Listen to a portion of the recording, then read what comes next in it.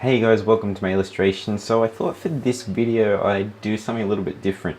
I'm not really going to be doing too many tutorials anytime soon just because I don't really think my skill level is good enough to warrant doing tutorials, but this is going to be a semi-tutorial. I see a lot of people asking some of the bigger YouTuber artists how they scan their traditional pieces when they're going to do digital work on them.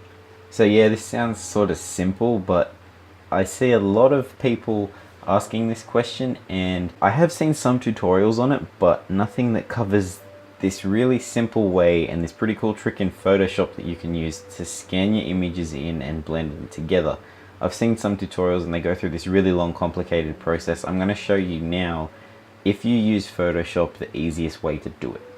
And we're going to be using my Ant-Man piece from my Marvel project, so I haven't scanned this in yet. What we're going to do is go from the beginning, so we're going to do all the scanning, then I'm going to show you all of the digital stuff that you need to do to get this in. All in all, this process will take you about 10 minutes, depending on the size of your piece. Obviously, if you're using a smaller scanner, it's going to take you a little bit longer if you're using big pieces. For me, my scanner is a normal A4 scanner, so I'd be normally scanning at this size, but for this, we're going to be scanning something that's a bit bigger than that. So it's not just as simple as scanning this sheet and then this sheet. You want to do it a little bit different, but I'm going to go through all of that, so let's get into the tutorial right now. Okay guys, so here is my scanner. So like I said, this is a standard A4 scanner. This isn't anything fancy. This was I can't remember how much. This printer was only a couple of $100 and still gets the job done really well. So now the first thing that you want to do is set up your settings for the scanner itself. So what I'm using is I'm scanning to a JPEG file, and I'm scanning at a resolution of 600 dpi. Now I've heard people recommend different numbers for this. Some people will say 300 is enough. Some people say you should stick to a minimum of 12. I stay in the middle. I've found 600 dpi works pretty well for what I'm doing now. If I was drawing, say, so I did this for Juggernaut. Say I drew Juggernaut at this size. What I did was, because when I put him in the final piece, I'm going to expand him, make him a bit bigger. I scanned him at a much higher DPI. So I scanned him at 1200 so that when I upscale him, he's not going to get all pixelated. I'm not 100% sure about everything to do with all this resolution sort of stuff. I just sort of winged it and found what works for me. So what you're going to do is scan your piece, and you want to get as much overlapping stuff as you can. So it's not good enough to just scan. So say I wanted to scan Ant-Man here. I don't just want to lay him down, scan it this way, scan it this way, and then that's it. That might be enough sometimes, but if you really want to ensure that you're going to get a seamless look in your final scanning or your final scanned piece, you want to make sure you've got as many overlaps as you can, especially if you're scanning something that's a lot bigger. I do a lot of pieces sometimes that are double this size, and so I'm doing like it's 4 sheets.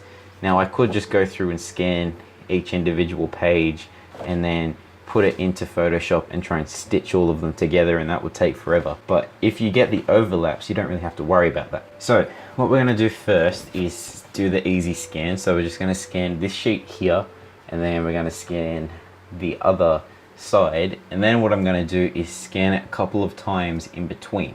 So I've set a shortcut up on my desktop where I have a default DPI set, the file setting, all of that kind of stuff.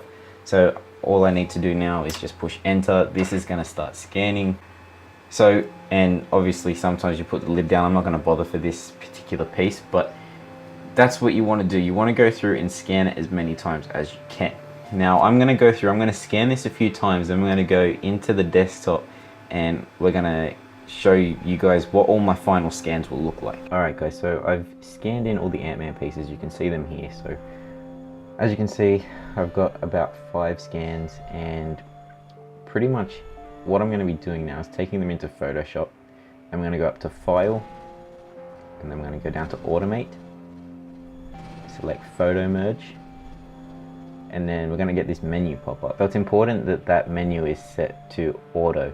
And then we're going to go through and we're going to select the files that we want to merge. So I'm going to just select all of those by shift clicking on them, select OK, So again, make sure it's on auto. That's what you want to do. Some people have said to have it on some other settings. Go auto. Now, this may take a little while depending on the speed of your computer and all of that, but what it's doing now is it's blending all the layers, merging everything together. Hopefully it should be quite seamless, and this one actually turned out pretty decent.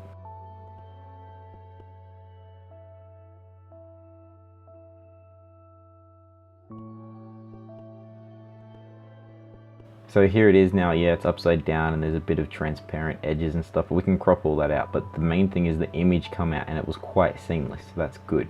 Now there is a little bit of a seam, but what we're going to do is go in with a white brush and get rid of that. So what I'm going to do now is pretty much just crop out what isn't needed.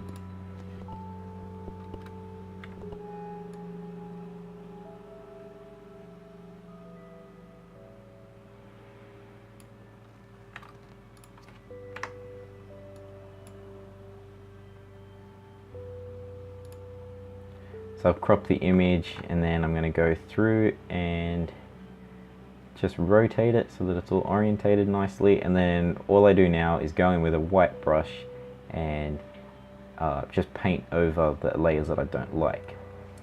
Now the main thing what we want to do here is go up to image, go adjustments, I'm going to go down to channel mixer, and because I drew this with a blue line pencil, I'm going to go through and select the blue line filter. Now this one, you couldn't really see the blue lines too much in the initial scan, so there wasn't much of a difference, but this helps if you've got heavy blue lines. Then we're going to go to the levels. The shortcut to that is Control L. I'm going to play with the lines. Now the more you drag the black one up, the more black is going to be highlighted, and vice versa. So I sort of play around with it, find a mix that I like. I like quite heavy lines, so I went with that, but the white is going to counteract that, so you've just got to set it to where you think is a happy medium. And that's really it. So now I will go in with a white brush and paint over the parts that need fixing, but for the most part this is how to do it, and it's quite simple. Okay guys, so there it is. There is how to scan and photo merge your traditional pieces when you want to work on them in Photoshop. Now this process is ridiculously simple, but a lot of people don't know about it, or a lot of people don't show it. So I wanted to do this because it really makes it a lot simpler to scan your images and get them into Photoshop without having annoying seams and stuff like that and needing to stitch it all together. Now yeah, you sometimes will get a little seam, that's just because of the papers joined together. There's easy fixes to that. I went in and just sort of with a white brush just painted over that line and got rid of it. You would have probably seen in that piece there were a few little grey marks. You can sort of adjust them out with the levels depending on how sort of intense they are. Worst case scenario though, you'll have to go in with a white brush and paint them out, which is what I end up needing to do. Not a big deal, it doesn't really take that long. It was sort of a big thing on this piece because I went a little bit more detailed with the actual lead pencils. Usually I just go in with a blue line pencil, which I can edit out with the channel mixer. So it's a little bit of a fiddly thing, but it's way easier than going through and spending all that time in programs like GIMP trying to take all of your scanned images and line them together and then needing to blend it. Just takes way too long. This process that I use at most will take me 10 minutes. So I have a finished image and it's ready to go, and that's ready for color. So you don't want to be spending forever scanning your images and getting them ready. You want to get into the next stage as quick as you can, and this just streamlines the process and makes it way easier. So I hope you enjoyed this video guys, and I hope it helped you out. If you enjoyed this video, please leave a like, drop a comment, all that fun stuff. You can subscribe. I'm going to have my latest videos popping up on the channel. You can also check out my daily vlog channel where you can get daily updates on everything that I'm working on. You can also check out my Patreon. When you pledge to my Patreon, you're going to gain access to a ton of rewards, such as access to commission discounts, live streams, and a bunch of different things. So definitely head over there and check that out if you like what I do and would like to support me. So anyway guys, thank you for watching, and I'll see you in the next video.